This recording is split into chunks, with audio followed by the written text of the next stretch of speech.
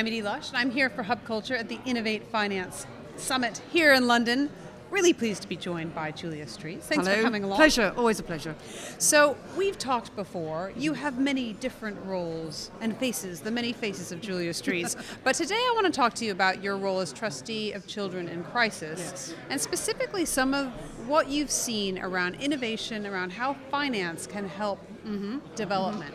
So we sit here in the heart of the city and we're thinking a lot about the sustainable goals of the UN. So thinking through part of it's around education, sustainable education, part of, and clearly financial management's a really key part of that. So what we do at Children in Crisis is we go into all the really hard to reach post-conflict countries. So Sierra Leone, Liberia, Burundi, Afghanistan and the Congo. We go in post-conflict, so after all the cameras have gone, and it's about creating sustainable models of education. Now, so that's part of that's around equality, so gender equality. Part of it's around sustainability, so you're looking at child education, adult education, teacher training, and even farming skills, enterprise skills, marketing skills, and also finance skills. And that's incredibly important, that you create a sort of rounded model where the entire community come together to create this model that then is sustainable over time.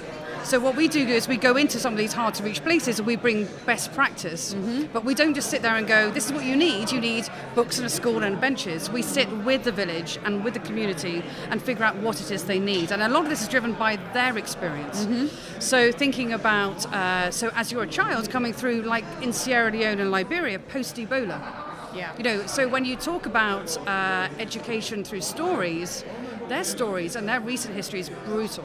However, by taking those stories and reframing what this means for children, having lost their parents, but the role of the community to support them in a better, brighter future. But of course, money must flow through that. You know, investment must flow through that.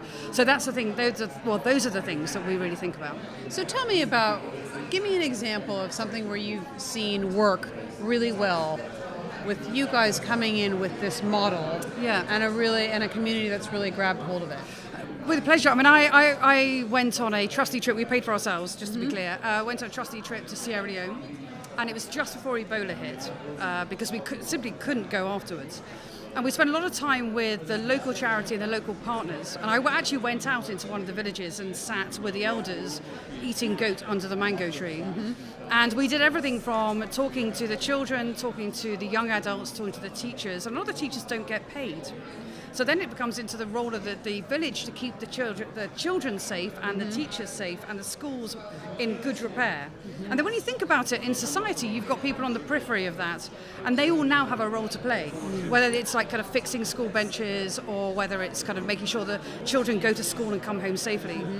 And then you've got to go into the older generation who don't necessarily have the literary skills, but they are amazing. We went right up onto the plantations to grow groundnuts. Wow. And when you sit with these people who've been out toiling the fields and then they have to bring them to market. Actually, what's interesting is a lot of the women are very, very good at thinking about, okay, so how do we take our crops, how do we take our harvest, how do we then take them to market? But also technology comes through that. So I went into a village and they have a generator with a single purpose to charge the mobile phone. Right. And it's just, and that is if you start thinking about how remittances work, how payments work, and also how communication, because you're miles from your bank. So all of that trade has to come through somehow. What are you most excited about when you see the work that you're doing? What do you think the next big innovation is going to be?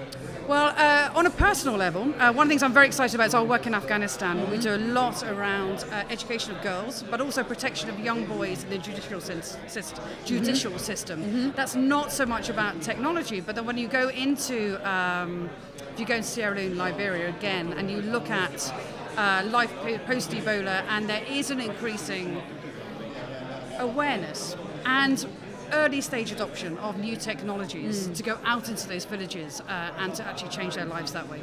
Julia, thank you so much for stopping by Always my a pleasure. table here at Innovate Finance, and I'm Edie Lush. Thank you.